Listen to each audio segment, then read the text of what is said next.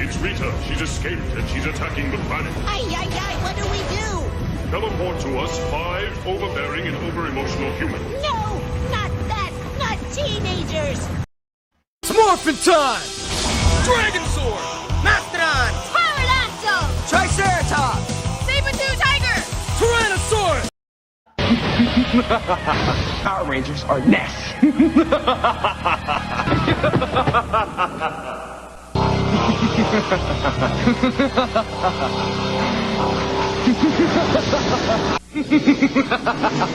I am the Blue Ranger.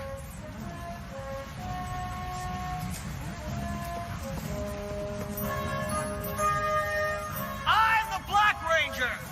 I am the Red Ranger.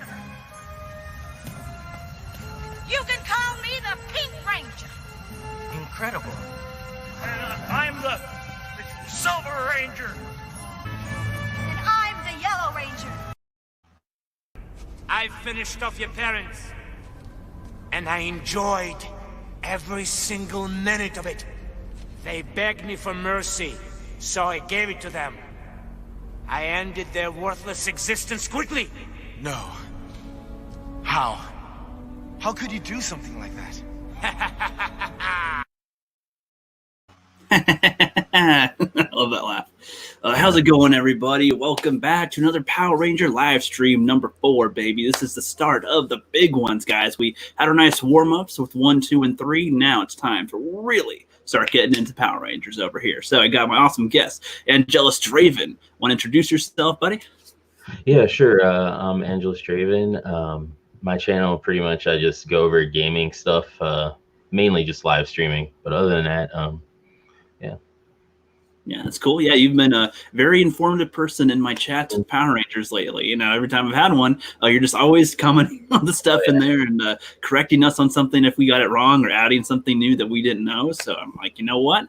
At some point, got to have you on here because this is I imagine you're just eager to say something in the chat, but you just like you can't say everything you want simply in the chat or the live stream. So now we'll bring you on and we'll just start going through it like normal. So, all right, our goal is going to be to try to cover the Mighty Morphin era to the Zeo-ish if we can in this round, but I have no idea how it's going to work. We're going to try. It's easy to get off topic. We're going to try to do these streams weekly if we can, and we're going to just try to continue on where we can as well. Next week, we might do the movies next, but it all kind of depends on what we get done talking with here. It's so easy to get off track on this, but that's all good. Definitely. We have plenty of time. I mean, with quarantine, we all got time pretty much, so that's all good. So I guess before we fully get started into the conversation, do you want to tell people about how you got into Power Rangers or how you like it still now or anything? I guess like when it first aired on TV, back on like Fox Kids is pretty much when I started watching it. I didn't like as a kid, you really don't have the idea of what actual time is. So like I was like it comes on right when like the sun comes up. So like I would like make sure I was up like super early and I would watch it, and then we'd always pretend on the playground and stuff in elementary school like to be that we were Power Rangers and do all that stuff. And then I would watch. I think I pretty much watched up to Space, and that's when I fell off of Power Rangers. And then once I was an adult, then I got back into it. Oh yeah, that makes sense. Seems to be the case with a lot of people growing up with it. Yeah, Fox Kids. Yeah, that was. So how old would you say you were when you started watching it? And then we started. That's always different with a lot of people. Sometimes they started a little late and whatnot, or too early. I want to say like 10-ish. I could be wrong. I know it was like mid-elementary around that time, I think, when it came out. Okay, makes sense. Yeah, I started like when I was like 4, and it was like already 4 years past it already started. Yeah. So it started the year I was born, basically. Okay. So I came into it not right away, but a little late. And that's why I never saw all of the seasons of Mighty Morphin. I mostly only saw like the Green with Evil, and then just went right into some of the other seasons pretty much. So yeah. I always thought him turning the Green Ranger being introduced was like later seasons, but it's literally like right in the beginning. It's like episode 20 or 26 or something. It's pretty quick. Yeah, it's really early.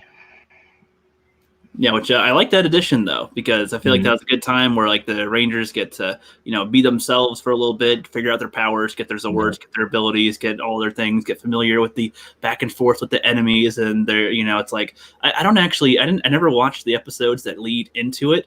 Like, so I don't know if there's the build of her having the power coin, if that was like a new discovery, epiphany, or if that's like, oh, she's been holding that as like her trump card. I can't remember if she had it or not, but she might have had it because she's the one that brainwashes him to become the Green Ranger, and basically he's like the new kid at school, right? And is like I remember him being in an alleyway, like coming back, and they like literally like snatch him. Like, the alleyway. And they wanted to put him to the test before they make him the Green Ranger. But I mean, like, I don't know if in the show they allude to her having the coin before the point of which she brings it out, or if it was just like randomly, oh, she's got a power coin. What? Yeah. Yeah, I think it was just that she just had it. They never really, I don't think they went into much detail about it. Okay. That's all good. That makes enough sense, I suppose. So did you know anything about like the Super Sentai version of when they introduced the green with evil part? Like if it was pretty similar or a little different with how they did that? I think it's a little different if I remember correctly. I think, and I could be wrong, that the Red and Green Ranger I think are brothers in the Sentai. Oh, and when they actually defeat him, they actually kill the Green Ranger. Oh shoot. So yeah. Whoa. Yeah, the tone is a lot different in Sentai compared to ours. God, that makes me want to watch it so much more now. Wow, totally different. Yeah. So there's no oh, I'm good now arc. Yeah, I don't think so. I think he gets killed by at the last time they fight each other.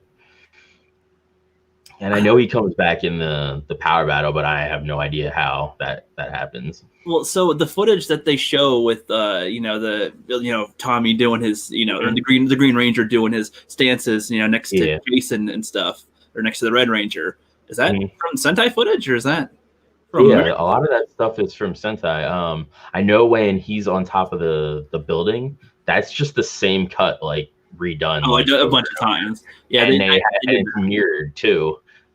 Yeah, they did quite a few of the same cuts, but I mean, since you said that they kill him, so I'm like, why is there a shot where they're like, both doing poses together if they kill him? Oh yeah, I'm not sure, but as far as I remember, they killed him. Oh, you froze up. There you go. Okay, because then they also fuse the Zords, right? Like, yeah, they do fuse the Zords. Maybe there is at one point that he becomes good, and then something happens where he goes back to the dark side again. That would be my guess. I don't know, unless until I actually watch it. But yeah. Okay, that kind of makes some sense because I'm like thinking about all the footage that they have with the Green Ranger fighting with the Rangers and with the Dragon Zord and everything. I'm like, I don't think it gets. I know it's not all that's mostly not American footage, I would imagine, with that early run of stuff. And around when the Green Ranger arc ends, maybe instead of him losing his power in the Sentai version, they end up killing him because he's still evil or turns evil again or something. Yeah. But as far as the American one goes, I really love the whole, he becomes good after starting as a ranger being evil, started as an evil ranger and was trying to be a good one for a while, but his powers are draining because it's evil power and he's not evil anymore. And then he's always tempted by them, or they're always trying to tempt him back to the evil side in some way or take control of his brain again. And he's just like, man, so he's got that good struggle on him. I love that little struggle there for like a first season show of the American run to keep on going. It's good drama, good tension, I'd say. Yeah, definitely. Trying to think like some other stuff with the Green Ranger. I know with him and Goldar, there was always that like the back and forth that would always go on with them. Good rivalry. Yeah, good little rivalry, and him always trying to like, come on, brother, I need you back in the fold, basically. Yeah, join us again. If we have a good seat, we can roll together. Yeah, exactly. And then he gets that dark saber too at one point. Yeah, the Sword of Darkness. I like that. Yeah. But I did think it's kind of stupid how it's like he had his first test before being a ranger was to fight a couple putties, and then his next test to get the Sword of Darkness was to fight a couple more putties after Yeah. he's been already turned evil. And I was like, that's your test? Like, I thought a one-on-one with Goldar without his powers would have been like a better test. If you can best this dude, you know, you deserve that. You deserve that sword. Super putties like they do later, like, and have them fight him, because then they're like, they might be putties, but they're, you know, harder to fight. You know? Right, a little more challenging, and when you don't have access to your power, they're not going to be as easy to beat. So yeah, exactly. That would make sense, or something. Or if you had to fight a monster one-on-one, that might have made a little more sense. But so that's like one little thing. It was a cool fight, but it's like you did the putty test already, and then you want him to fight it again. So you're just like, you're pretty much just giving him the sword. Like at that point, like, you know, you're just like, here, we're just gonna give you the sword. Like, is it in the scriptures that he needs to defeat this group of putties first, or do they just make that up? Yeah, which begs the question, like, is the sword actually like controlling him then at that point? Right? Is it because that's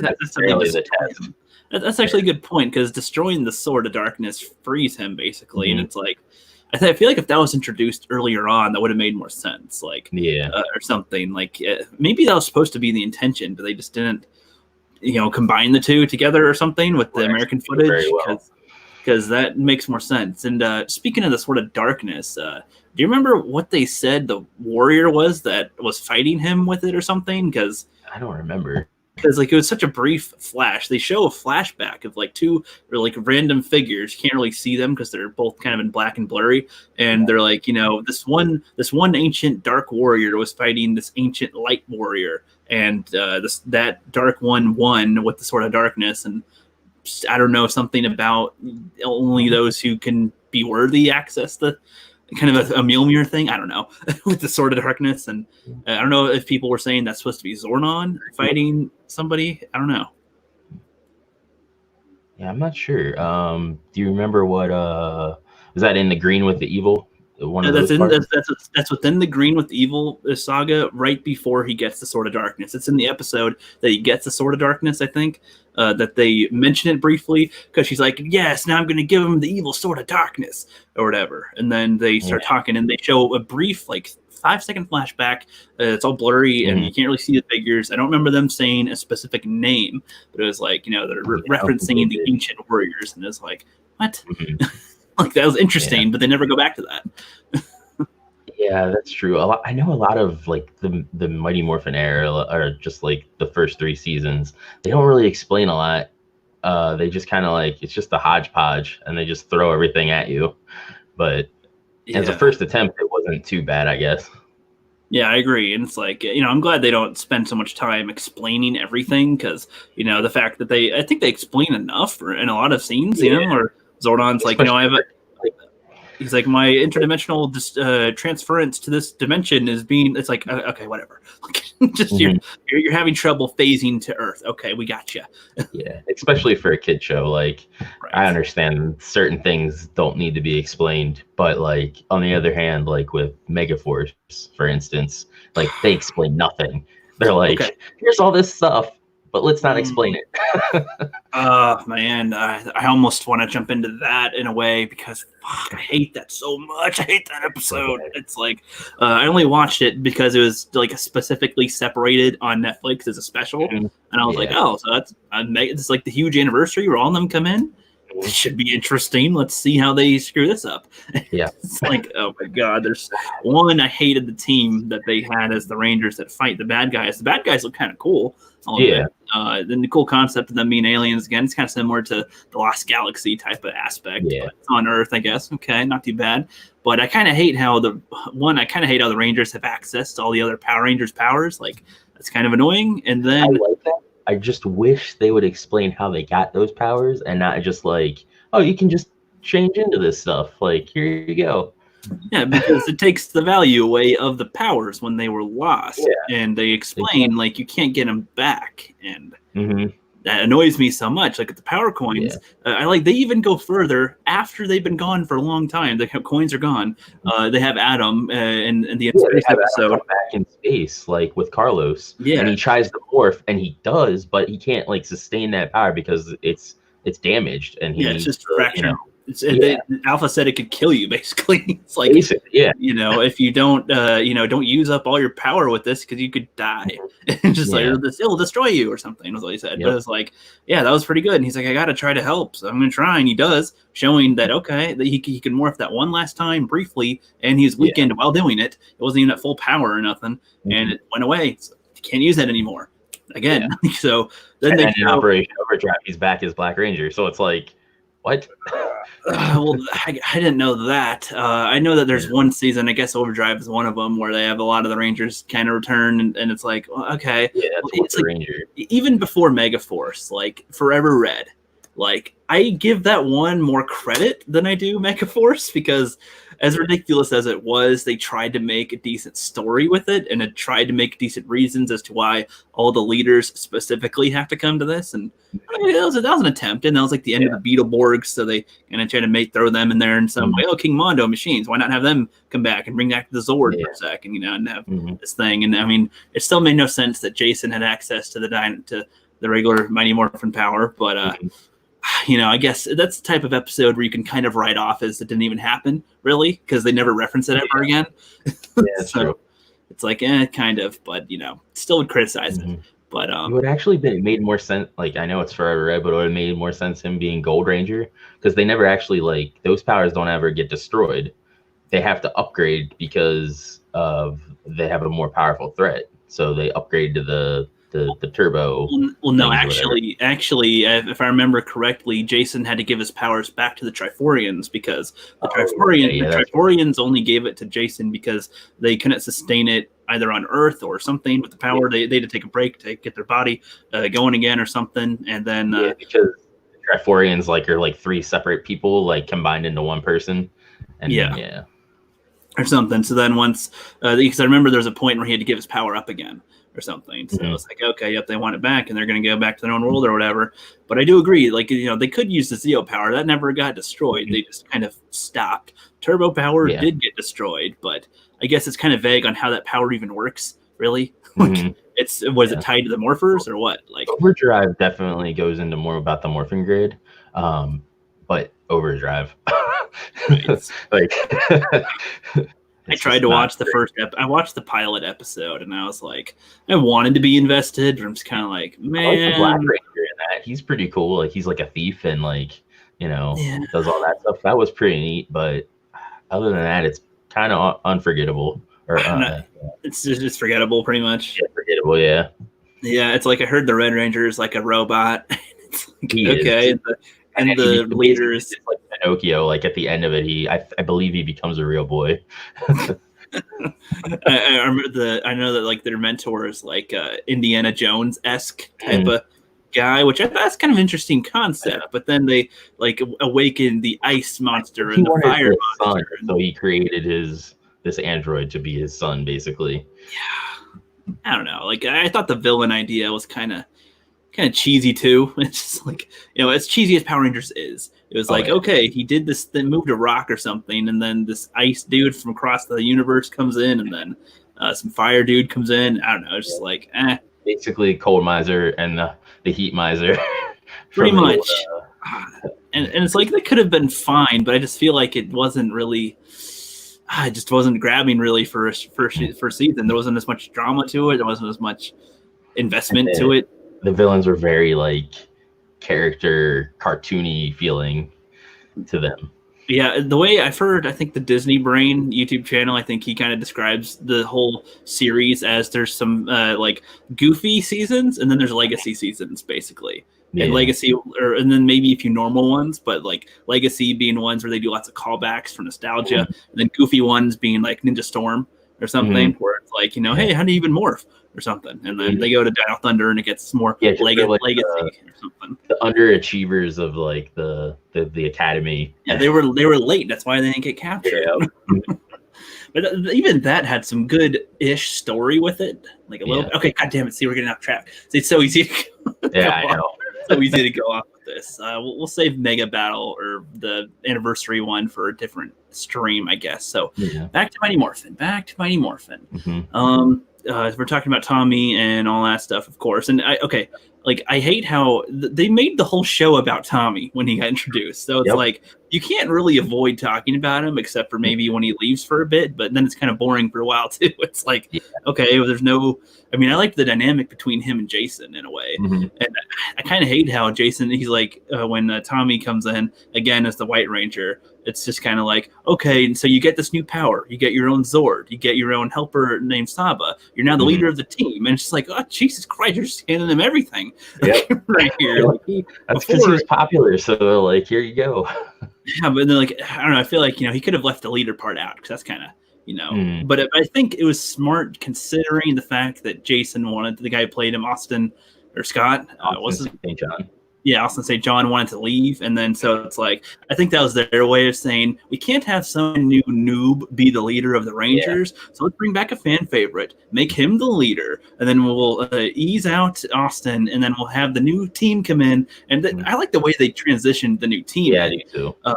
And like I was trying to rewatch those episodes where they start doing that, and where Jason and Trini and Zach are in them way less, and like no, they only use reused footage of the American footage to show some of their scenes where they're Zord on or they're saying something. How can this be? Like the same line Trini says in other episodes or something, and same lines that Jason says a lot, and they'll sometimes have his voice actor that wasn't tried to voice a few times, but it's like they'll split up the teams into the three. They'll have Tommy, Kimberly, and Billy meeting up with Adam, Aisha, and Rocky a lot more. And you don't see the human forms of Jason and the rest, but you'll see them morphed, but that's not them in their suits, obviously, or anything. And then they'll have them get like frozen by something, or they'll get like trapped and they have to be saved. And it's like ridiculous. But I'm like, that's what they're trying to do, I guess, to fill time while they boot them out. So. Yeah, exactly. I know the actors themselves, they wanted more money and they weren't going to give it to them. So that's why they basically got outed, and they went on what was it, like a retreat or something? It was a peace summit or something. They were representatives of Angel Grove. Mm-hmm. Pretty much. And US Dutch Kitty said that there was like a comic where they kind of took that and spun it to where it's like, and they said they were going on a global peace thing, but they were actually going on another mission from like higher morphine power or something. And they had to form a new team kind of and go around the universe of the morphine or something and ventures, I guess, which I'll look into that because it sounds interesting. Different take on it. I want to read the comic. My one friend, he's read all of them, and he's the one that sent me the links for that stuff that I sent you, and he's like, you need to read these. These are really good. Yeah, I'm surprised how much story into these things with Power Rangers. I mean, you see the show and you go, there's a lot of stuff that can happen there, but it's like, no, there's a lot of stuff that can happen here.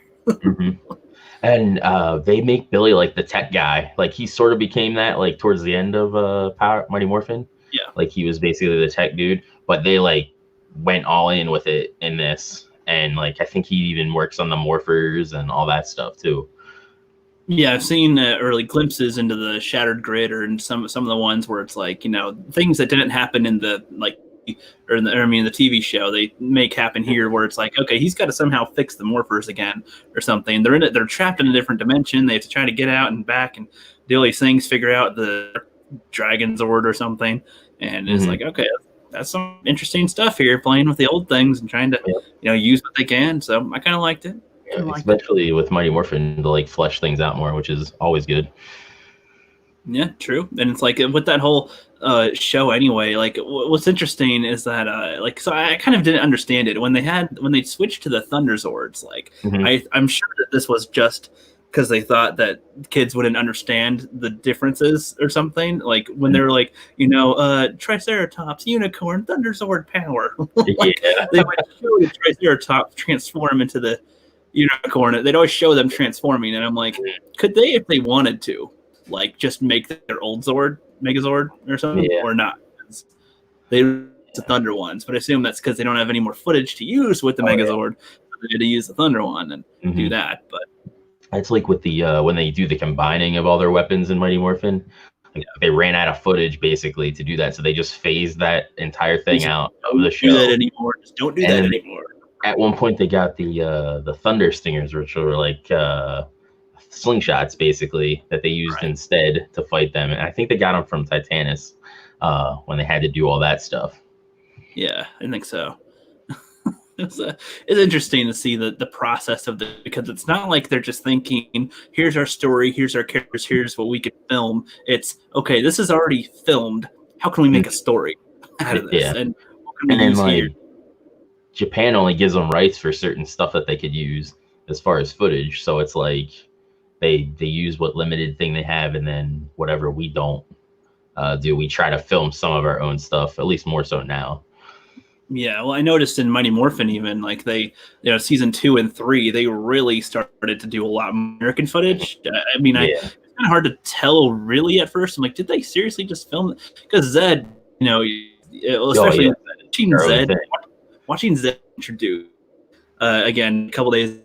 Watch this. I was like, oh my god, they really like with Rita. They show her from the back, or they show old footage of her is with something else, dubbing new lines over her. Then they have her getting carried out, but they like cover her face with either her wand or with Goldar's wing or something or whatever. And then they like put her in the jar, but they don't show her face at all the whole time. And then they show her sitting in the pot, but that's not her. It's kind of blurry, so you can't tell it's the different actress. And then when they bring her back, they show other old footage of her talking with Finster or something, and then it's like, oh, can I have this guacamole face to make me look younger? And then, the new actress is going to be Rita from now on. No more footage of the old Rita. This one's here with Zed, so they can be on the same shoots or something. And then, I was like, that's pretty clever there. Nice. So they can keep it going, keep the shtick going, I guess. Exactly. But then all their fight scenes, I noticed literally from then on, like they're all in parks. They're no longer ever in their canyons, pretty much, and then it goes from parks to streets in season 3, pretty much, like literally just neighborhood streets. They're having their fights now. All right, that's something. And then there was the one episode that I think was all our footage too, and they had Saba, and one of them was like locked in I don't know if it was Jason locked in a cage, and that's when Saba like used his thing, and it like shot the laser out of it to like open the cage or whatever. That was all our stuff. So that was interesting. And the fact that they used the White Ranger, so I assume the White Ranger stuff must have all mostly been American footage, except for when he's in the Zord or something. There's so much reused footage from the Zord too. Like he's doing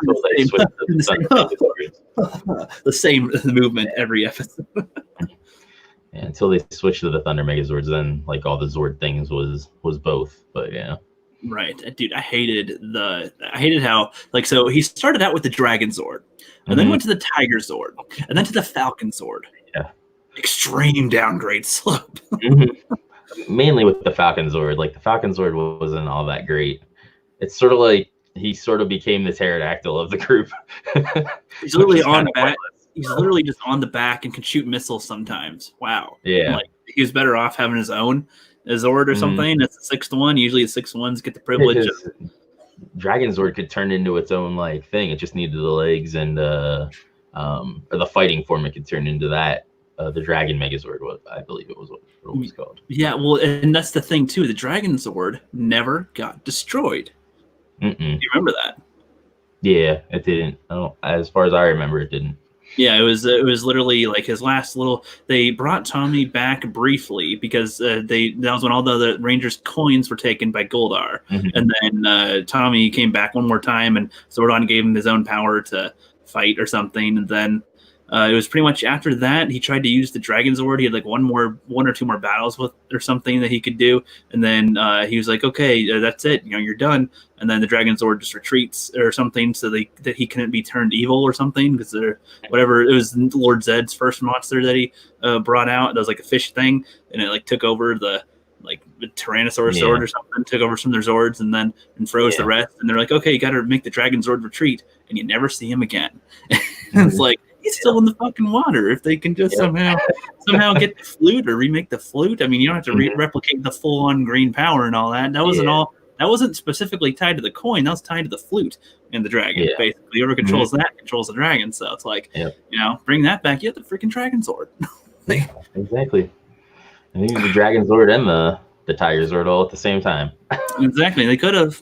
They didn't or couldn't with the footage, but I don't know. There's What do you feel about when they got in more toward, so in season 2 when they have the Lord Zed stuff introduced, like they had him start out pretty cool, Lord Zed, and then the amount of failures really made him go.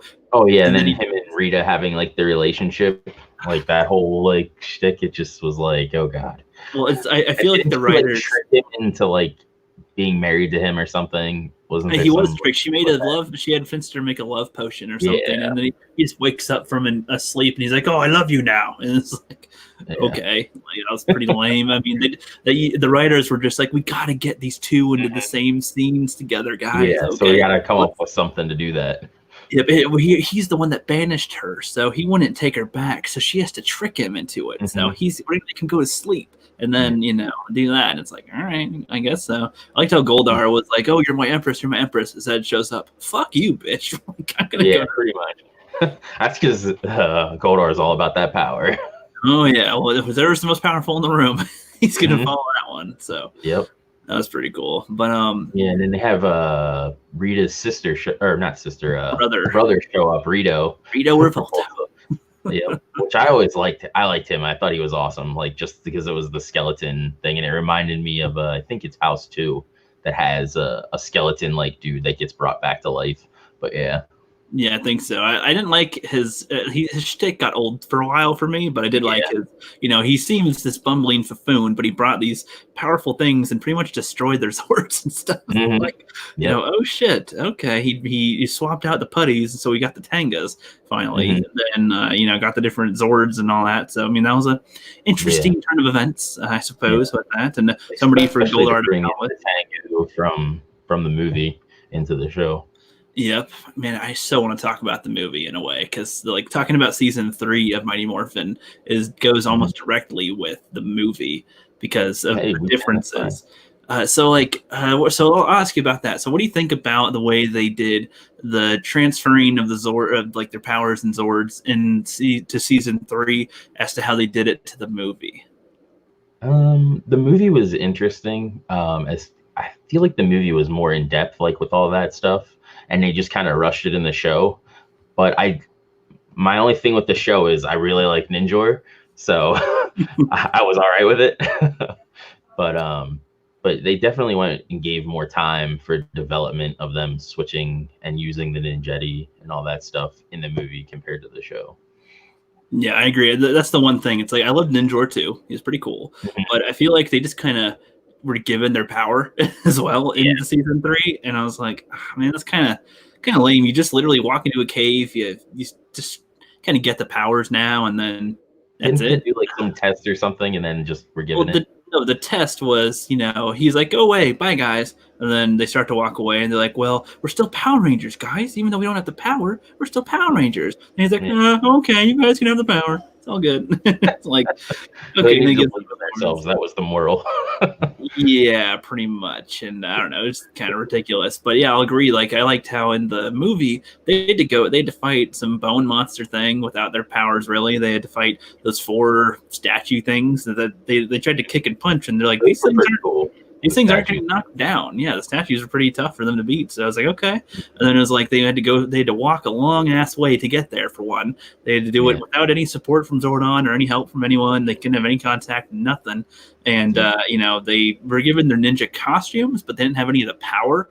That's what they implied, right? Jetty power or whatever it was. Like they had access to it, but they didn't have the full power or something when she gave it to them. So it was like, okay, you got some of it, but not really. So you got to get to the Zords to get the power. And it was like, okay, you got to face all your trials by yourselves, pretty much. And I like that. I like that aspect. And the chick who was there, she's a cool addition. She would have been cool to see in the show. But she would have been. Don't seem oddly risque for Power Rangers. Yeah, it was. Which was just basically like an Amazon woman. Pretty much. That was pretty cool. Yeah, her staff's pretty cool. I like that. She would have been a cool addition to the show if they would have had her. But no, I think Ninjor was cool too with it. Kind of funny. His little Ninja, I'm here. Power of evil. Ninjor. I hate evil so much. It's pretty silly. I like that. Yeah, but the movie, it's like I feel like so. Ivan Ooze. Okay, I gotta talk about it. Okay, I gotta talk about it now. Can't save it for a stream yet. We'll still probably go more in depth later for a different stream. Yeah. But it's like I was like I'm so torn on Ivan Ooze because it's like it's interesting how he's like a 6,000-year-old villain. I don't really get how he got taken out though, because they kind of set it as to where 10,000 years ago was the last time Zordon had any involvement with anything until now. So I don't really get how Zordon had another team that kind of beat him and locked him away. I don't really get that. Yeah, no. My thoughts on Zordon was always he was like, I don't know if he was necessarily originally the concept. I don't think was he was in the bubble or like he was the bubble basically, but he was like somewhere else and like transmitting that to them. That was always my thought on that, but it seems like they evolved it later, like closer to like space and stuff, to where he was actually the tube itself. Yeah, well, for the movie they did, which I don't like that aspect honestly, because I thought the same thing too. And well, it's not just thinking of it; they literally say it that he's in a different dimension. He's in a different dimension. He's not even in the different universe. He's in a different dimension, and that tube is the only way he can talk to them. There's no other way you can talk to them, and that's why at the end of Turbo, whether people like it or not, the energy tube that they have for Zordon and Demetra, he's like, oh, that's their energy tube. If I destroyed that, they can't come to Earth ever again. Destroys it. Yeah. It's like, oh shit, so they cut off Zordon from Earth now. And it's like, okay. Yeah.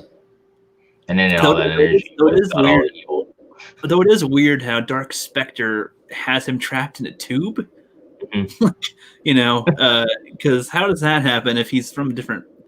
Like, is at that point is that him? I don't know. Because then they destroy that, and then he, so it's kind of iffy on what they did with that. But but whatever. With the movie, so Ivan Ooze, like I liked how he had knowledge of things that happened on Earth since he's been locked away. I missed the Spanish Inquisition, the Black Plague, the Brady Bunch reunion. Yeah, it's kind of silly, but it's like that's kind of funny. He's like, I missed out on everything, and I'm aware of it, and can't do anything. I don't like how overpowered he was compared to Zed. Like Zed zaps him, and he's like, "Oh, that tickled," and he just zaps them away and shrinks them. I was like, I wish there was more of a struggle there, or like Goldar and Rita, Zed all kind of trying to attack him, and then if he's got some type of tricks up his sleeve or different abilities he can use, then that'd have been more interesting. I feel, but I guess time. I kind of get that him like getting shocked with something wouldn't necessarily do anything because he's just like he's basically ooze, like, and it would just like go through him basically, and he would just absorb it, Yeah, I think that would have been better if they had it like shift around on him when he got zapped. That would just dispersed. Like, that didn't do anything. And they didn't really show Zed display other powers other than zapping things. Yeah. So if they had him have other abilities, that would have been cool because they just make it look like, okay, how the hell were you ever a problem or ruling the universe? Or how are you even up to that point yet? Mm-hmm. Yeah. It's kind of like Dragon Ball. If you ever watched that, it's like they had some in Dragon Ball. Like they have Vegeta and Nappa, these two Saiyans that superpowers and stuff, and they can blow up planets. And they're told, "Oh, these are some of the strongest fighters in the universe." But then it's like you go to the next season, and there's so many. I watched all of DBZ pretty much. You watched all DBZ? Yeah. I thought when you said Dragon Ball, I was thinking the one before that. Oh no, in time Dragon Ball Z, I guess, because this is where they get to power levels and stuff, and they're like, the Vegeta and Nappa are like the strongest in the universe. But then you go to like Zarbon, Dodoria, and Frieza, the whole Ginyu Force, and then you go beyond them. It's kind of like, you said these two were like the universe powerful, but then the next season, well, there's this new power. Yeah, which like it's fine because I get it, but that was the only thing they did to up the scale, and it was like you do that too much, and it's like kind of ridiculous. But so I don't know. It would have been interesting to see like Zed, if he instead of being shrunken and defeated so easily, same with Rita, if they got like kicked off of the moon or something, that'd be something. So they could be a potential third-party threat to this. Didn't Mongo and them do that? They basically kicked them off the moon. Oh, Mondo, right. Well, they kicked them off their base, but they're still on the moon. Yeah, because they were running around in the RV. Yes, and somehow they got a Winnebago on the moon. Where'd they get that from? I don't know. I don't know. Teleported, and they had a TV on it too with reception. Yep. It's so goofy, but that was kind Yeah. of funny too. How during Zia they had them as a part of it still. It's Mhm. like it was ridiculous how they had Goldar and Rito like losing their memories. That was kind of dumb, but kind of funny. I can get how it's Mhm. funny, but and then they toward the end of Zio, they kind of just they actually blow up King Mondo, Rita and Zed. They destroy them. Yeah. But then they just go into turbo and it's like, nothing happened. She just goes to Yeah. sleep and they're sleeping in a bed. And it's like, it's kind of lame. But oh well. And then there's Scorpina too in Mighty Morphin. She was always, her and Goldar were like always together a lot. Good, two generals. I like that. Yeah. Did she have an ending? Scorpion? I don't think. I think she just stopped being there. Kind of disappeared. Like, Yeah. I don't remember her being defeated or running away or I don't think she did. nothing. I think the last time I saw her was that one where Adam's trying to get a date and she disguises herself as a chick that he likes or something. And then Aisha's like, yeah, I knew you were evil, or something. Basically says bitch, but no, she says witch. Yeah. You bitch, or whatever. And that was pretty much the story of Scorpina, which was an underwhelming story by the end. But I don't know. I like the dynamic as well. Let's talk about the generals, I guess, that they get later. Like, there's Goldar. Like, he's a cool general, but Yeah. I think there are better generals Hmm. Oh, definitely. that existed. Especially in space, Darkonda is like my favorite. Darkonda and Ecliptor. I liked their rivalry too. They're rival generals on the same team. That's pretty good. I don't even think they killed Darkonda because like he has like multiple lives, so they He's like 9 lives or something. yeah, so they like kill him a couple times and he just comes back. Yep, he gets blown up a few times, and then he comes back, and then he's like, I got one life left, and then he's like, I'm gonna take out everyone. It's like, nope. And he fuses with the Ecliptor to make a Dark Ecliptor, which was pretty cool. Well, he fused with him for a brief minute, but he got destroyed pretty quick, kicked out of his body. But then, he did still turn Astronema and Ecliptor evil again. So.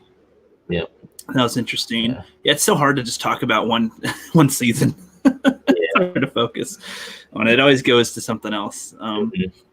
But okay, so trying to get back to Mighty Morphin for a sec. So season 3, Mighty Morphin, with the changing into stuff to the ninja. Now, so with the Sentai, do you have any information on like what was going on in parallel to this? Because I looked up Ninjor.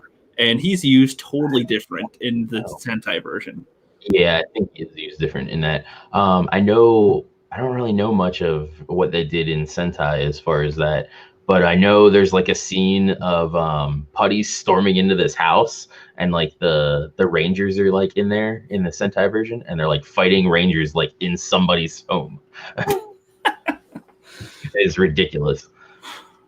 That's funny.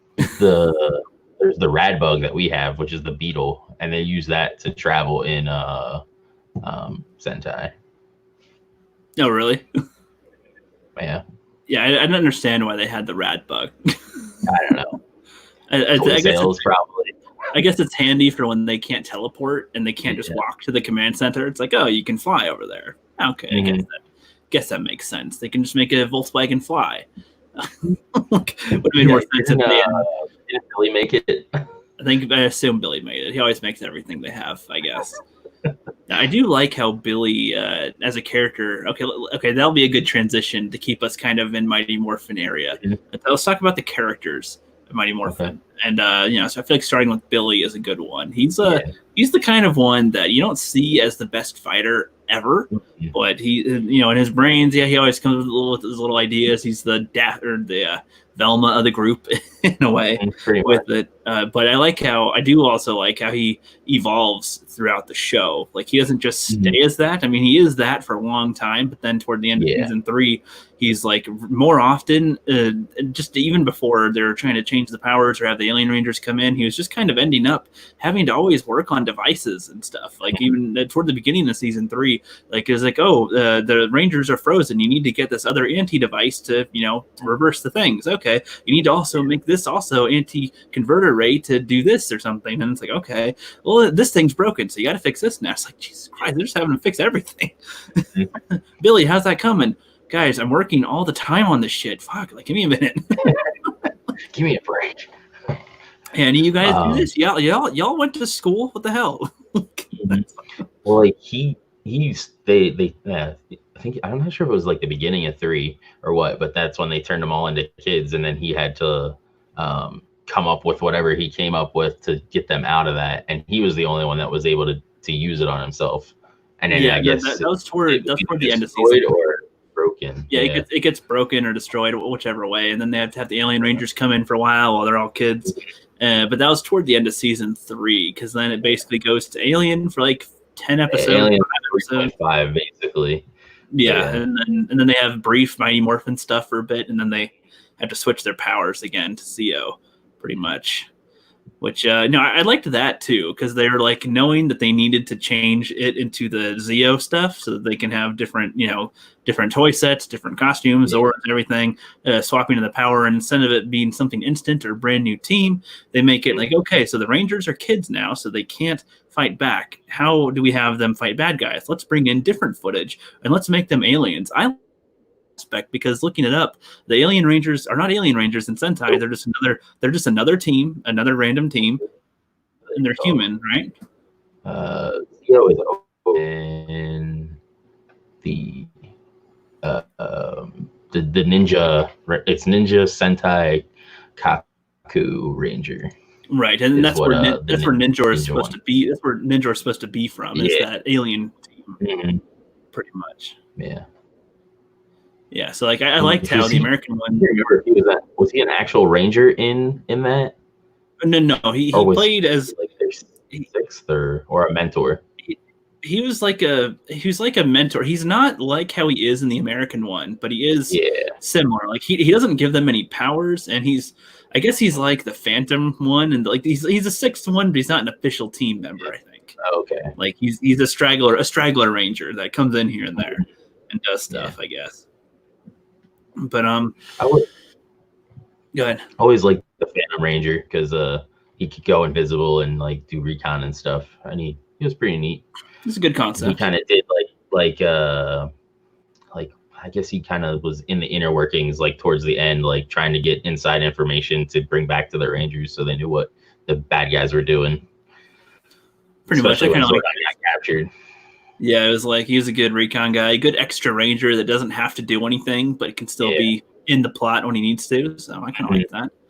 Yeah. I loved how they made the Alien Ranger team aliens, because they weren't in their Sentai, but they're like, hey, let's make them aliens. There's no other Earth Rangers. Let's bring in aliens, and that was a cool concept. I wish they did more of that, because that kind of expanded the whole world and the whole war of the evil and good and whatnot from a different planet, and then that's where Billy ended up going off to. Dino Charge, they have a couple aliens that become Rangers. It's like this bird hawk guy. He becomes a Ranger, and he was locked. There's like a cat guy in Dino Charge. I forget his name. But he has him locked inside of him, and they eventually separate, and then that one becomes the new Ranger. They have more than 6. They have more than 6 in Dino Charge, because there's, I want to say 8 Rangers in Dino Charge. Yeah, okay. Something like that. Yeah. Wow, I didn't know that. Yeah. Interesting. There's a couple. I think that season has an alien. I know Megaforce had the what was it? Megaforce had the Silver Ranger was an alien, All-For-All, but he looked human. Okay. Which is the opposite of the Sentai. It was the other way around in Sentai, where Silver Ranger was human and the rest of them were aliens. Oh wow. That's a cool concept. Mm-hmm. Yeah, I wish there was more Alien Ranger teams in a way. Like or at least mixed with human.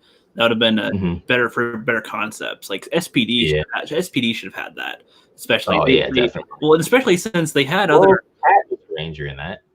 They what? She was an alien. Cat. Well, I mean, yeah, but she wasn't really a like with Ranger. the main team. Yeah, you mean like main roster. She morphs once, I think. Yeah.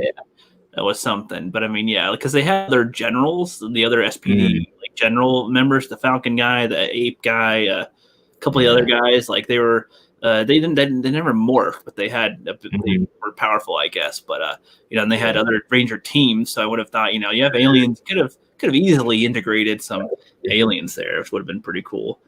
Well, thank you for the $1 super chat, AFK Bard. Appreciate that. $2 super chat. Appreciate that. Oh, it's a super sticker. Sweet. I appreciate that very much. I can't see it. Yeah, but I think it only shows up on the YouTube actual version. What's up, everybody? What's up, Ancient? People coming in. There's a lot of people streaming tonight, so I assume that's why. Yeah, before I went on, there's at least 8 people streaming. So it's like, okay. With quarantine, everybody's going to be doing this, so yeah, it'll be dispersed. But yeah, I appreciate that. We're just talking Power Rangers. We're kind of jumping around here and there. We're toward the end of season 3 of Mighty Morphin that we're talking about, but kind of dipping in with our knowledge from Sentai as well. And yeah, I liked how they had Billy, start to integrate to wanting to go to their planet and having a crush on one of the alien Rangers. It's like that was a good little move. They're able to get rid of him at some point and have him go to a different planet. They finally got him out of the overalls too. Yes. Well, they had him grow up. They had him graduate before everyone else. Yeah, I know he was like pushing like the entire, because he originally, I think, auditioned for the role to be Jason and ended up not getting it, but then he auditioned for Blue and they gave it to him. So like people always ask, because he like once he gets it out of the overalls, like he's kind of buff, and everybody's like, "Were you always this way?" He's like, "Yeah, they just covered me up." They always had him wear a t-shirt, overalls, glasses. They never shot him never shot him from the side where he's like holding anything or has long sleeves on or something. Yeah, they just never let him shine entirely. But no, in the movie, they kind of in a way they don't hold on him very long. But if you look, and he's like doing a punch, you can see some flex a little bit. So it's like he's there, it's hidden, and you can't see it very well. Yeah, but no, like I feel like him going to another planet and he never comes back, does he? Like in any season, so. Like, that's disappointing though. It's like, man, I know he has like a big the actor has like a big issue with or did, I don't know if he still does, with them because of all the because he came out during Morphin, and I know he has a whole issue with that and stuff. So I don't know if that's one of the reasons why he didn't come back or what. But it's like I don't even know if they asked him either. Like that too. They could have offered a paycheck, and at some point, and that would have been narratively that would have been cool to see him come back into the season definitely. At some point, especially with Alien Rangers or something, or with other Rangers. Like that would have been cool if they had a season where they traveled the universe, kind of like the Lost Galaxy, but more specifically, they're Aquitar. Yeah, like they end up in Aquitar and they have Billy in them, and you can have him come in to help every now and then, or make his own. Maybe he made his own freaking morphers by this point, for his own new teams if he wanted to, an Aquatarian Academy or something. Oh yeah, I've set up 5 different planets with their own morphine stuff. What do you guys been up to? It definitely could have done that in Megaforce, Super Megaforce, when they had the pirate thing, because they had the pirate ship, and the shtick in that is they have a past ranger show up, they get the power from that, they learn a lesson, they get the power from them, and then then they get that thing to use on their Zord. They could have gone to Aquitar or something in that and learned something and done that, because I know they use that in the Sentai version of that a lot, almost the whole season. So yeah, I would have liked something like that to happen. And Billy, I feel like honestly, they could have had Billy come back all the way back in Dino Thunder. That would have been a great way to have that.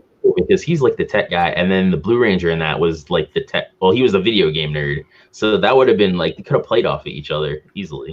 They could have done that. I don't know if he and Tommy ever were cool in the show, really, or he and JDF, but I feel like JDF would be cool to him. I feel like it. I don't know their relationship was, but it's that could have been a lot of potential. They had the tech chick with Tommy that made the morphers with his help and whatnot, but that would have been some good dynamic too with them. I feel like if Billy wanted to fight or not fight, maybe he's yeah, I've been working out and I'm smart. Like, you know, you want to mess with me, guys? Like, he could have been his own Dino Ranger or his own different Ranger that's not a Dino one. Like, that would have been cool.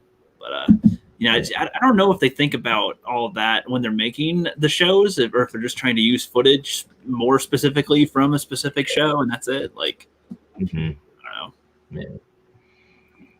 Yeah, I feel like the potential for Billy could have been a really good plot point for lots of seasons. I feel like. Oh yeah, definitely. Especially even in Overdrive, like with the morphing grid, since he was like also the tech, like he could have like, because he dealt with it obviously in Mighty Morphin. He could have been like there to help them with that as well, or even like mention. Yeah, well, you said in Beast Morphers they literally take the morphing grid or something, and it's Morphex is what they call it, and it's like this ooze, but it like powers everything. Chemical and they basically are using the morphing grid to power everything in the world, and the process is they're putting these towers all across the world by the end of season 1, and they need Rangers to protect it because obviously something is going to try to destroy it, or take it for themselves. They meld cheetah, jackrabbit, and gorilla DNA with humans to make the Beast Morphers. Okay. Yeah. That's interesting. But they originally had a team that they had trained, including the Blue Ranger, and it gets corrupted by this virus, and it turns the Yellow and the Red Ranger like to evil ones, and they make avatars of them, and but their human body is in a coma basically, so sort of like a Sword Art Online kind of thing. And then they destroy the thing that's about to turn the Blue Ranger into an avatar, and he's on the team. But then the two other characters, I forget their names, but they become the new Yellow and Red Ranger because they step up to like help. Okay, not bad. I like that. And it's funny because the Red Ranger in that is always like trying to please his dad because his dad's the mayor of the town. Yeah, Blaze and Roxy, that's it. Yeah, thank you. His dad's always trying to like get him to get a job and like stop because he's a big video game nerd, the Red Ranger. And he's like, you need to get a job and keep this job. But in reality, he's a Power Ranger. So they give him a car wash, or he gets a car wash job in the one episode. And like, he has to leave real quick. And the manager's like, well, if you leave, you're fired. And he's like, well, I guess I'm fired. And save him. And then his dad's disappointed, but you know, he's a Power Ranger. So in reality, when the mayor makes like announcements thanking the Power Rangers, he's like proud of him as well, but he doesn't know that. Right. So, It's pretty cool. Yeah, I'm gonna watch. I don't know when I'll start watching Beast Morphers, but I feel like I've heard a lot of good praise for that one. It's that show. Season 2 is like 3 or 4 episodes in, so okay. It's not bad, but yeah, I mean, this kind of thing gets my head going, where it's like, you know, things that they could have done in some of the shows, and it's like Billy and the Aquatarians could have come back. That would have been cool. But let's switch it up a little bit to what about Jason? You know, the character of Jason. Jason was cool. He was like before Tommy, he was the leader. He was the strong one, you know. And I always liked, because he was into karate, but he'd lift too. And they had that, didn't they have like a episode where they had like lifting competition? I think so. Could lift the most? Yeah, well, and then like him and what was it, the Sphinx villain? I don't remember. It was like Goldar. He was like Goldar, but he was like gray and he was Egyptian. Yeah. Egyptian, I think it was the Sphinx. But they had like this rivalry thing going on in that episode, which I thought was pretty cool. And he like kind of has to step up and become the leader and, you know, persevere over that. Yeah, I like that. I like how he's also like headstrong a lot, but then it's like, you know, he kind of learns here and there that he can't always do that. You know, like when he met Tommy or for the Green Ranger for the first time, he's like, "You think you're so tough? Take me on." You know, exactly. Like, okay, he kind of got your butt kicked in that fight, but you know, earlier it was a pretty even skirmish with Tommy, so that was good. I like that too. And he's like, "I can't get him out of my head. I gotta, you know, I gotta think about this. I gotta get this." You know, Goldar, he kind of had a little bit of stuff with Goldar, not as much as with Tommy, but like when he first gets to his dark, when he gets to Dark Dimension, yeah, he's like, no human can defeat me. And he's like, we're full of surprises. And it was like, okay, he's trying to be there, but he's powerless without his thing. But he's like able to do something and survive for a while. So there's some credit where credit's due. I like how he's like he was the only one that was curious enough to want to be a Power Ranger, where the others were like, no, I don't want to. Oh yeah, they were like unsure and didn't want the power. Yeah. And he was like, well, can I do good? Well, what's going to happen here? And it's like, okay, that's cool. I'll take that in mind. Cool. And then, he has to lead this team of his friends, basically. It's like, as the leader, you got to make the decisions. I think with that, but then, they just totally shifted over to Tommy, which, Tommy was cool to have with it, but I wish that it was more of the dynamic between them, or maybe the struggle for leadership. Like maybe Tommy's got some signs and everybody likes him, but, Jason's got his features. That's good too. So that would have been nice. I know there's a few episodes where they're just a complete rivalry too. Like I can do this better than you. He does better than you. Yeah, and it's like that's the kind of rivalry that makes sense. Which kind of like led into off screen too, in a way, because they had like beef there for a while, from what I hear, and now I don't think they do anymore, but they did. I know for. No, I bet now they're cool. Jason, JDF, and Austin. I bet they're cool now, but but hard to tell. I don't know with the stuff you hear about JDF and with Jean-Claude Van Damme and with some people. I don't know. I don't know. Let's see. Let's see about that. A lot of interesting stuff with JDF with that history. but yeah. So Jason, I don't have much to say about him either. I feel like I'm glad that they brought him back in Zeo as the Golden Ranger for a little while. That was a good little addition, but I feel like they could have done more with him too. They just kind of kicked him out again.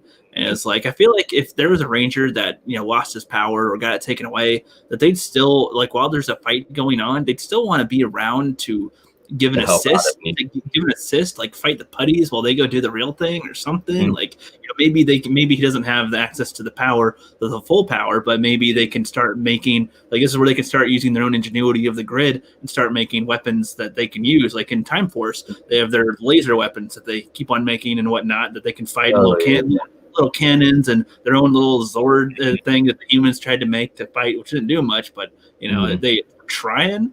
And it's like, I feel like there should have been more of that with X-Rangers, but they don't really do that. Except for Billy's the only one that's like, hey, I'll just be this guy now. Yep.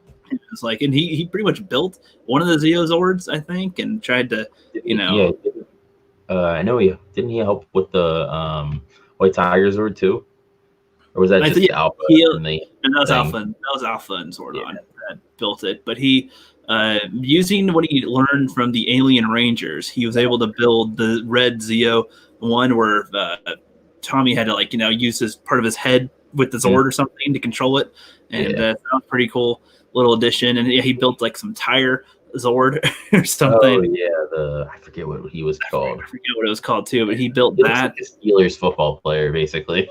yeah, basically. And he kept on. He'd be repairing the Zords, and it's like, he's like trying to fix communications, trying to figure out how to beat the enemies and stuff, weak spots and weak points. And I wish there was more X-Rangers that took positions like that, like not just to bring position, but either as extra backup or some type of ingenuity, some type of disperse the crowd or something, and the building's gonna fall down, so you gotta go help the people. Do something. Don't just I'm just going back to my life now. I'm actually looking forward to seeing that episode in Beast Morphers. Yeah, he's going to make an appearance. That'd be cool. I've been seeing some more interviews pop up on my feed about him, wanting to be involved in stuff, and I feel like that'd be cool because like JDF does a lot of YouTube-ish stuff or fan stuff, and it's like it'd be cool to see Austin start to do that. And I know the guy who played as Adam does some stuff as well, and same with the guy who played Wes, and the girl who I guess is in Megaforce. I didn't know it was the girl that was in Megaforce, but there's been quite a few of those Rangers that have been trying to do lots of fan stuff or public appearances and trying to really keep it going off of the main show, even though they're done, trying to still keep something going. So I want to see more of that. Yeah, he has a military background, so it'd be cool if they did like something like that, like tied something like that into his actual character, where like he went away and had to join the military or whatever, and can bring that to also his Ranger abilities as well. Yeah, that'd been cool. That'd be kind of cool if they had something where, like, you know, you can maybe mix some of the teams up. Have like Eric have to meet up with Jason, Eric from Time Force, Quantum Ranger, you know, because he had the Silver Guardians background as well, and you know he fought for his morpher. Basically, he fought to be a ranger, and you know, and he's a soldier in a way too. And then you know, if Austin, that'd be cool if you could make some type of team like that. See, the way you described Beast Morphers is kind of similar to some of the other seasons, but not entirely. Like the morphine power is one thing, but like Lightspeed Rescue created their own Power Rangers for an example, and it's like I would think that they would, with Beast Morphers in a way, they can access the power. I would think there'd be more of a struggle between Earthlings and not just aliens, but it'd be like, okay, we can create the power, or we have the power, and then you know maybe somebody else has a way to tap into the grid as well, and it's like, you know, so now it's like country domination, but with who's got how much power, who can make the better swords, and who would wield the power, and who's able to wield it. Is it still, oh, I just give it to you and you use it, or do you have to earn it type of a thing, or they can make the means to get it, but they can't choose who can be it or something. Yeah, that'd be kind of a cool. I know it's like a government organization in or something like a government organization in Beast Morphers. Yeah, that's kind of the gist I got from that too, like a little spy thing. Q-Rex Zord is the bomb. Yeah, he was. Q-Rex versus Dragon Zord would have been kind of cool. Q-Rex comes back in Megaforce as well. Oh, I don't doubt it. The Q-Rex is a fan favorite for a lot of people. It doesn't look the same, but they call it the same. I kind of hate that when they change the designs of a lot of things. Like, look, it's the same thing. It's like, no, it isn't. But it literally comes from through a portal from the future to help to combine under their Zord. Because, like I said, they encounter a past Ranger, and then they get that Zord power. Yeah. Right. Now, I feel like there's a way that they could have written their way around it so they could still use the old power, but it would have to be such a limiting thing. Like, it can't be hey, you can just use their power whenever you freaking feel like it. Or it's like, so you got special morphers that only a few people can have. And it's like, you can access an old power destroyed for like 5 minutes, or a short time frame, 30 minutes or something. Or if you use so much of the power, then that time depletes it in half or something, kind of like Dragon Ball Z. So I'm going with here. It's like, so you can still use some of the old stuff, even all the way back to Mighty Morphin, and then you could still, have their power. What was that? They switch like all the time in like Megaforce, like in battles. They're just like, oh, I need this ability. Let's switch into this. It just cheapens it so much, and it's like, to me, that's not even It's not even nostalgic, because it's not the character who was the Rangers that's there. It's just, you're wearing the costume, but fucking who are you? I don't like you. Well, you can put on the coolest costume, but that doesn't make you cool.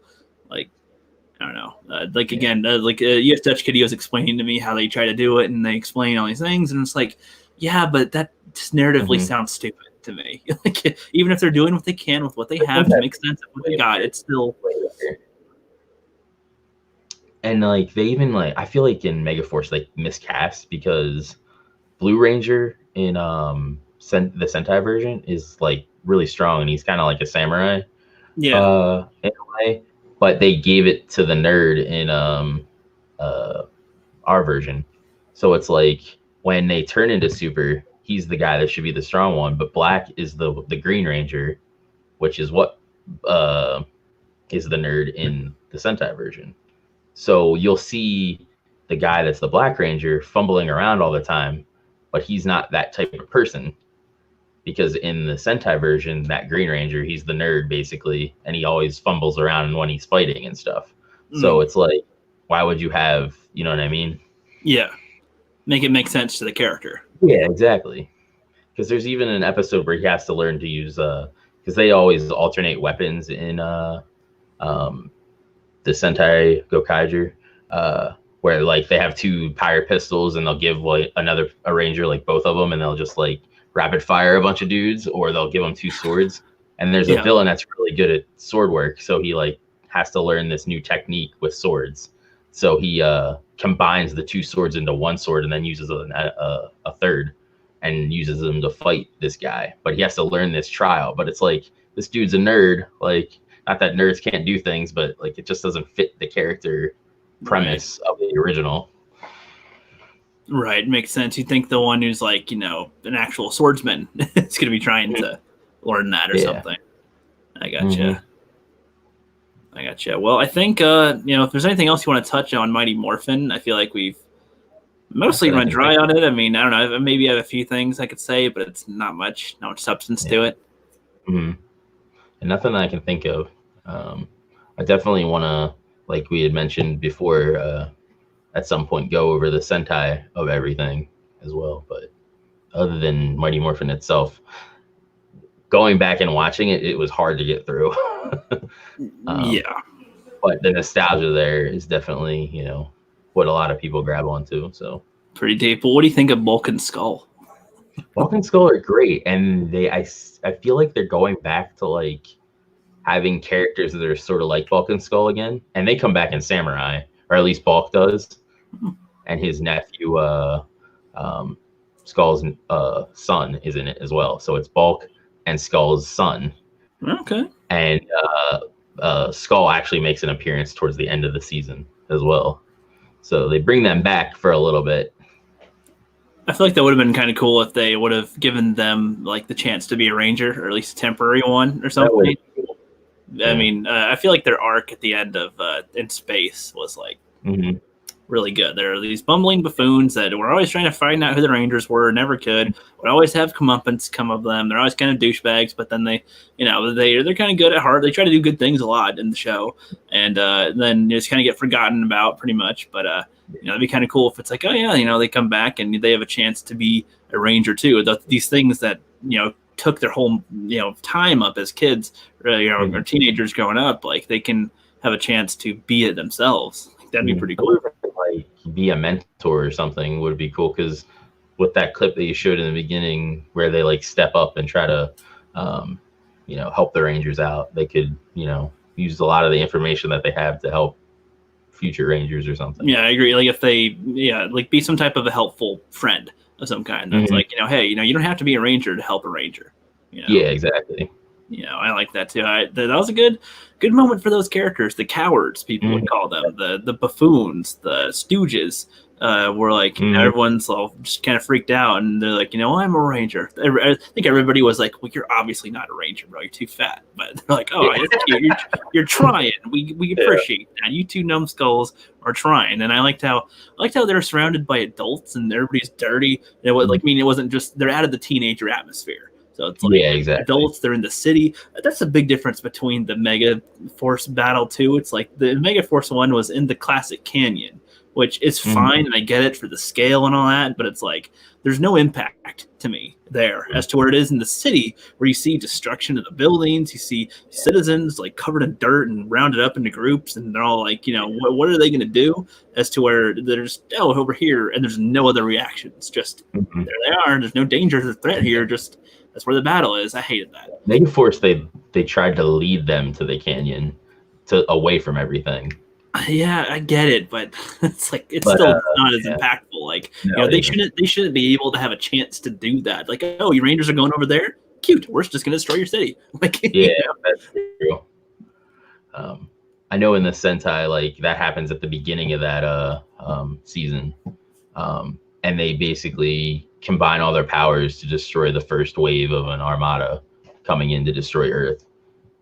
So all the past Rangers basically like use all their power to turn into energy and basically zaps all the ships in space to destroy them. I guess that's something. I mean, I guess, when I criticize Power Rangers, it's like I understand that they're limited, but there's two different ways you critique something. That's like the objective and the subjective. It's like on a film level, I understand why they had to make all these things, but on a subjective level and taking in continuity, I can't enjoy them. I can't enjoy the Mega Force battle. It's like the fact that they have Tommy as a Green Ranger and all those Green and White are both in the same scene. It's like like, what are you guys doing? And then it makes they're like, oh, this is what you all want to see, right? No, actually, no. I want to see a battle with them all. I want to see good story, character continuity. Right, it's got to all be right. And they don't, and it's like I didn't know how much of that was all Sentai footage, because that would confuse me, because Sentai has so many more years of footage part of it was, except for when they're standing there with their helmets off.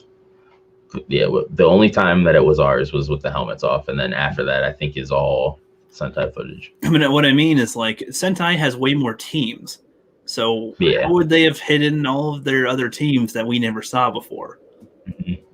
Yeah, I mean, well, they like have a throwaway line in Megaforce. It's like, oh, these are Rangers from other worlds or whatever. It's like then they don't touch on it anymore after that. I don't know. See, that's just weak storytelling. That's when they all I think, yeah, it is weak storytelling. I think it's when they all turn into Die Ranger, which is the same thing as White Ranger. Right. That, they mention that. I don't know. It's like there's ways they could have made this interesting. Why'd they only make it as long as they did for their finale? Like for that, it's like that's not even a finale. It's like it should have been a couple-parter, to be honest. At least 3 parts minimum. Like, that's around an hour. Minimum. Most of the seasons now are just like 2-parters. They don't ever do any like longer than that. Like they used to be 6-parters in some of the earlier seasons. Like even in the normal seasons that just have one season, they might not have it all directly in a row, but they would have an underlining thread. Maybe they have a filler episode, but they'll kind of pick up the plot where it was and still regain that drama, so they continue the story. And it's like in the character progression. So that was always something I loved. And I don't know, like just it's like even not watching all the Power Ranger seasons, just seeing the Megaforce, that can't be. It's like Rise of Skywalker. It's like on the levels of Rise of Skywalker of like a bad finale of Rise of Skywalker. Because it's like the enemy gets beaten in some stupid way. There's no tension really. There's overpoweredness here, and then there's just unexplained things here, and that's I don't know. I hate that. It's like, again, like if it makes sense enough, that's fine, but it can't just be a line of dialogue and that's it. Like in Rise of Skywalker, when the Force ghosts are talking, and Anakin says, "Bring balance to the Force," like I did. It's like, wait. That doesn't justify anything. I didn't even hear that when I first saw it. Like if you're not paying attention, really paying attention, you don't even hear it. So it's like, yeah. But so even like Anakin says, "Bring balance to the Force," like I did. The guy you were supposed to kill is sitting across from you. What? You didn't do it anymore. No, you didn't do anything. You can say that you did, but facts are in front of me. So what you said is just a contradiction of the fact. So it doesn't make no sense. So with the Megaforce, same thing. It's like, oh, they're all just here. It's like, no. And that's the thing too. There should have been more build up to them arriving. Did they do that at all? Yeah. With the Megaforce? Armada arriving in Megaforce, like the enemies, or them getting the power? With the Rangers all arriving, like just all the Rangers. I think there was. I think they were all in that canyon, and then future teams just started popping up in the cliffs around it. I guess and then they're like, to clarify, I mean, in the show, was there any inkling that that any Rangers are going to come back for a final battle or to come back and help? Not that I know. Anything? I don't think so. Because that would have been better for narrative. If they at least had that, then it would make a little more sense as to why they're invested. Like, hey, the older Rangers are seeing them, and some like, episodes they had past Rangers like show up, but they never hinted at like there was going to be this large battle with all the Rangers later. Oh, okay. So you've seen some of the episodes where the older Rangers come back and talk to them. Because I haven't. Yeah. So, do any of the older Rangers express any type of doubt or disappointment about the Rangers? I don't think so. That's so disappointing. I know. But maybe it was What's the Red Ranger in Jungle? Is it Jungle Fury? Yeah, Jungle Fury. That's the one. I want to say Corey, but I don't know. He comes back and teaches them like a lesson, and it's like, I guess, trusting yourself or something, because they were all about kung fu and all that stuff. So like, yeah. Well, I mean, I guess I'm disappointed that there's mention like, oh, you guys are doing a terrible job or something like that. Yeah. Yeah, that'd be nice. Like Tommy, if at the end when they walk up to them, it's like, in the Megaforce, he's like, "We're lucky to have you. You guys are doing a great job," or something. So if he just goes, "You guys are pathetic," like, dude, that'd be some drama there. Get out of hand. or you have Adam or Rocky or Wes or somebody come through and kind of like watch one of their battles, and they're struggling, and then they just kind of come in, not even morphed, and beat the guy, and it's like, you guys call yourself Rangers? Like you guys are using our powers, and you guys suck. Like you guys have no stealth with this. You're just I'm in trouble. Let me use your power. Like Let the adults handle this. Yeah, like that would be an interesting way to do it, I think, too. Like if they insulted the fact that they're drawing into other Power Rangers' power, be like, you guys are a disgrace. You have to use what you have, and you're just like, I can just take whatever I want from whomever. Like spoiled rotten. Like that'd be cool to see some of the veteran Rangers be like, you guys are spoiled little bitches. Like and then that'd be some good character. That'd be some good character dynamic so that this Ranger team can maybe form and shape into a team that's likable. Right? Definitely. Yeah. I mean, would you say that the Megaforce team was like Megaforce is terrible? He emote at all. He like shows no emotion. He's like the stiffest actor. It's terrible. You said the Red Ranger? Yeah, the Red Ranger. I've heard of his horribleness.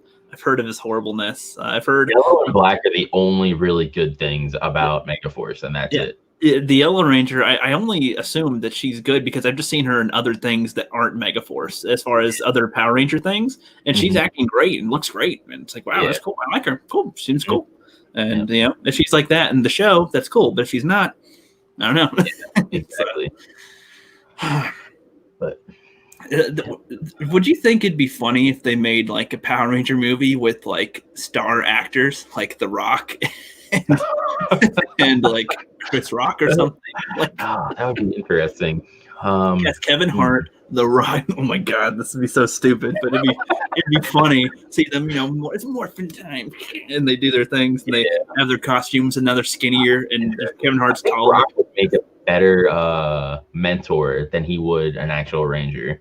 He wouldn't need to morph, right? I mean, you can't. He's The Rock. You can't have rock bombs and people's elbows all over the place. You can't have this giant morph into a skinny dude in spandex. Yeah, exactly. Or you can't have a bulky spandex that looks. Unless they do something like I don't know if you remember the Sonic cartoon that they brought back, where they had Knuckles be like this buff looking guy, and like sort of what they're doing with the new Turtles, where they have like Donatello is like the nerdy looking one, Raph has got like he's bigger. They like accentuate like what they look like more features of their personality. Yeah. I got you. Now I never got into Sonic, but I get what you mean though. But that'd be kind of funny though to see. That'd be a good parody show or something, definitely. Power Rangers celebrities or something, and it's like The Rock, Kevin Hart. I don't know who else would be cast. Even people I don't like. I'm not the biggest fan of Will Ferrell, but it'd be kind of funny to see him fumble around the morpher in a battle. Oh, wait, how do you use this gun, guys? That'd be kind of funny. I feel like Amy Jo Johnson, even after Power Rangers, she was in like Flashpoint, a cop show, kind of.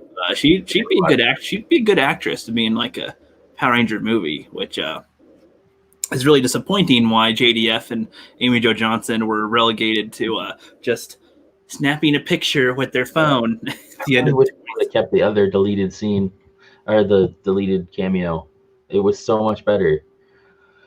Because it felt more natural, because they're in the cafe when I think it's Trini and Pink Ranger talking, and they're in the background, or not in the background, but there's a scene with them there, and I think that would have made more sense. But or even when you were talking on the other stream about it, having them as the mentor or teachers in the school or something, and just have them show up and be like, oh, hey, that's them. Or even they could just be how Lightspeed Rescue had different forms of them. One was a medic, one was a firefighter, one was a lifeguard or something. If they had that kind of thing for their parents, but have the old Rangers be their parents, or not. with those jobs or something, or be citizens with those jobs, or whatever. That there's a Megazord battle going on, and there's a construction guy or a fireman trying to do their job, and Red Ranger bumps into him or something, and it's JDF or something, and I just feel like that Austin, you could have done something kind of cool where you get them some type of relevance, even if they're not their old Rangers, or like I said, what I thought would really be cool is if they started this where Zordon and stuff's already existed. There's already been some first round of Mighty Morphin stuff, and it's like it's been a while that instead of it being they get Zeo powers at some point, like they still have the original Dino Mighty Morphin powers, but they're getting older. And it's like they just got other. Maybe they're going to go on an adventure to seek the Zeo power themselves. But while they go do that, they need some people on Earth to defend the Earth. So they're going to give up their power to somebody worthy or something that they get to choose. And that'd be how you start. You start with the older cast or something, and then you have them half the movie being passing the torch to the younger one. And by the end of it, you see the younger ones try to do their battle or something, and you can have a future one where it's maybe splits off into 2 movies, where it's one where you follow the original cast team looking for the Zeo power or a different power, and then you have the Mighty Morphin one on Earth doing their thing as the young new team. I'm just saying that'd be kind of cool. Yeah, that would be interesting. I really hope with Hasbro having it that I know they're probably not going to, but go away from the Mighty Morphin and just do their own thing. Just like make their own original concept and present it as Power Rangers. Yes. Like, I'm fine with that. Like every time they try to adapt it fails. Them transform into the Ranger outfits, and there you go. It's like we do it every season with our own stuff to some degree. Yes, you can. So why not do it with the movie? And again, you can make it to where there's been Rangers that have existed. It's not a new thing. So that way, at least you don't have to go into full origin mode. You can, sort of start with something and go to somewhere else and have the new team come up. Like it, because the kids, they see all the different Power Rangers. So it's like, you get that element of them wanting their parents to take them to go see this. So there's your money. It'd be new for the young audience and the old audience. Mm-hmm, It'd be brand new, and it wouldn't be where we're going. Let's see if they can match up to the old Mighty Morphin. It's like no. Hearing anything because it's something new. Yeah, it's like it's a new story. We don't know these characters yet. We're about to. That'd be cool. Exactly. And Power Rangers has always been diverse anyway in every single season, so they wouldn't have to. It wouldn't be a diversity push. And these are their own original characters. So one good thing I like about Power Rangers, we haven't seen them do any. They haven't pushed any of that stuff into Power Rangers yet.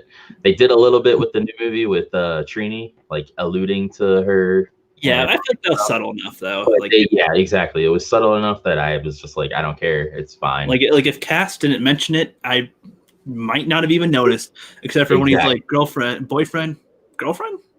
Like, that could be a dude going like, you lesbo? Yeah, pretty much. Pretty much. But yeah, no, I mean, I feel like just right there, like just talking like this, like there's some cool ideas they could do, but I heard they're going to try to time travel and go back to the 90s. And I'm like, oh, so what are they going to be? I don't know if they're going to be Time Force or the Rangers going back to when it was good. Is that what we're doing? This shtick? Like, I'm so tired of them going back to when it was cool in the movie, being meta and trying to be cool. I don't know. It's just, it doesn't make any sense to me, man. Why do they think that works? Canon too, like with the TV show as well, like have them toe together, like so that way, like the people that have watched it from the beginning all the way up, they get those little subtle like things, those tie-ins and everything. But then the people that haven't, it's a new team, so it's it's still fresh. Yeah, exactly. And I feel like it'd be kind of cool, like when Turbo did it with their pilot. Their movie was pretty much the pilot. I feel like it'd be kind of cool if every season had like a finale where it's like they make it into a movie kind of. And then for the next season, it's like a premiere of a movie. So you get 2 movies per season in a way that kind of kick it off. And you can disperse it into episode lengths into the show. They'll have a season and then they'll have like movies of those seasons as well. So like usually they do like the team up movie, but then they sometimes do like a standalone one too. So Yeah, that'd be cool. And it's like it'd be a cool way to have a good budget for final battle, basically. And then, the next season gets started out with a pretty good little start. I feel like the first pilot, the first 2 or 3 episodes is basically the length of a movie anyway. Like the plot of a movie. You're setting things up for later anyway. So, like, I know at least in Beast Morphers, they don't even use like all their Zords yet until like the 3rd or 4th episode. So it's like, why not just put that all into like a movie? Present it as your pilot, everybody gets the thing, and then as soon as we jump into the actual show, we're all ready to go and start the going forward with the plot. Yeah, exactly. So many ideas, man. It's disappointing sometimes when you think about some cool ideas and it's like they're never going to happen. That's never going to happen. No. So, I don't know. It's all about toy sales with Power Rangers, that's for sure. I know, and it's like that's the thing too. I would like it to be cast with if they're to make another movie with Hasbro, like cast some new people. Sure, of course, but like I feel like they could have gold by using older actors from the Power Rangers show in it. Oh yeah. Keeping some kind of continuity, not a full direct continuity, but like I'm fine with that. Like an alternate continuity where it's like they do blank and whatever in their time. Like the main events happened, but that's not important to know. You just see them where they are, and that's where we go from. Time Force and SPD, I think the timeline changed a little bit. Like it altered certain things. Yeah, I think they are different timelines because the way SPD even only comes out because of Time Force, the way it does, because they went back in time and the humans got to study the morphers and stuff from the Quantum and the Red Ranger, and that's pretty much what made the SPD Force at all was because of the Time Force technology.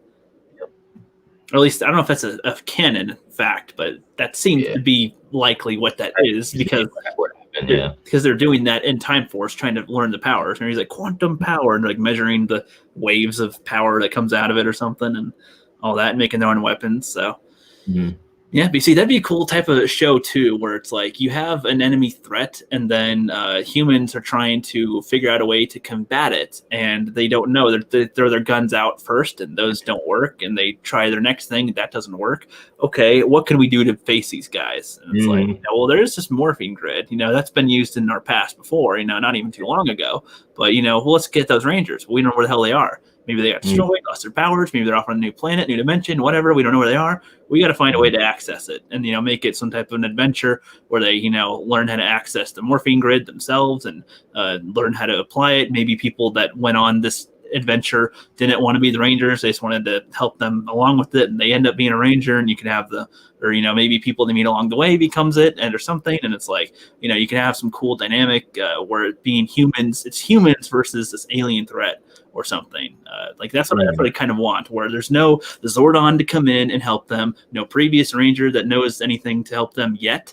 Maybe they come in at some point and try to help out, but it's like, that'd be kind of a cool type of aspect where it's like, no, the human lives are directly at threat, and they are the only ones that can save themselves. A couple of Kamen Rider Kiva does that. They have Kiva, which is he's like a vampire basically, and there's these Fangar, and they're the bad guys, and they're like sort of like stained glass windows, so when they kill them they like shatter. But they're like a threat, and Kiva used to be bad, so he comes back. There's like a past and a present timeline going on in that show, so you'll cut to the past where it's like they're like a villain, but then in the present he's good because the threat has come back, and our government has created their own Kamen Rider called Ixa, and he's sort of like this. He sort of reminds me of like an angel, where like he's expelling the evil basically, and so like they created him to like stop them. So like our government kind of kicks in and is like, okay, well we have this threat. We don't know if we can trust Kiva to deal with this because he could potentially be evil. So let's try to counter that. And eventually, like they go back and forth a couple of times. And eventually they like team up and help stop things that are going to happen. Yeah, I like that. Pretty much. It's a cool dynamic. And again, it's like Power Rangers has the like ability to be almost anything. Like they can be goofy and they can be serious and dramatic. And, it works. The combination of both makes it work big time. But I think that's about good enough to wrap it up, unless you got any last minute things you want to mention for this stream. I feel like we covered Mighty Morphin and went a little bit here and there to other things. We covered some of the alien ones and whatnot too. Didn't get fully into Zeo, but I feel like honestly, there's not too much to comment on Zeo. Like maybe next time we do a little bit, but the only thing that I really like about Zeo is the theme, because it's super 70s feeling. Go Zeo, stronger than before. Go Zeo. But yeah, that's pretty good. That's pretty good. But other than that, yeah, I guess how they get the powers is kind of cool, like because they go in those like vision quests. But yeah, I like that too. They had a good ending of Mighty Morphin to have them go into Zeo, and it's like they had the crystals introduced quite early on, like 20 episodes before they actually switch, and they had the Sphinxes and the ancient powers kind of, which were kind of cool. I guess it's kind of dumb how the command center gets destroyed, and then it's like, nope, there's another one fully fine. It's like in Contact, where it's like, oh, this super space program alien contact device we spent millions and millions of dollars to build, and there's a duplicate across the world. Like it's like, they had this how convenient. ones, and then their symbols on their helmets also were Zords in that as well. Yeah, true. I like that. Yeah, so pretty good. But I think that closes it out for this stream, guys. We'll be back probably next weekend and continue on with some more Power Ranger talk. This is just the beginning, guys. We've hardly covered anything so far. Still plenty more to go. But with that, check out Angelus Draven on Twitter. Check him out on his YouTube channel, and have a good rest of your day, guys. We're going to play a few videos out as we go. Morphin time! Dragon Sword! Mastodon! Pterodactyl! Triceratops! Saber-tooth tiger! Tyrannosaurus! I've finished off your parents, and I enjoyed every single minute of it. They begged me for mercy, so I gave it to them. I ended their worthless existence quickly. No. How? How could you do something like that? I am the Blue Ranger.